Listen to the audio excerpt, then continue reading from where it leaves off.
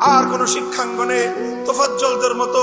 আর কোন মানুষকে যেন এভাবে বিচার বহির্ভূত হত্যাকাণ্ডের শিকার হতে না হয়। সকল বিচার বহির্ভূত হত্যাকাণ্ডগুলোকে তদন্তপূর্বক প্রকৃত দোষীদের বিরুদ্ধে ব্যবস্থা গ্রহণের দাবি জানিয়ে একটি সুন্দর সুশৃঙ্খল উপনিবেশহীন উপনিবেশবাদহীন উপনিবেশবাদ মুক্ত স্বাধীন একটি স্বনির্ভর জাতি গঠনের জন্য যা যা করতে হয় তা করার জন্য আহ্বান এবং তার সহযোগিতার আহ্বান জানিয়ে আমি ঢাকা বিশ্ববিদ্যালয়ের এই প্রবেশদ্বারে দাঁড়িয়ে স্মরণ করতে চাই নবাব স্যার সলিমুল্লাহদেরকে,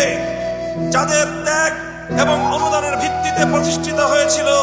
এই ঢাকা বিশ্ববিদ্যালয়। ঢাকা বিশ্ববিদ্যালয় কর্তৃপক্ষের কাছে আমাদের দাবি থাকবে,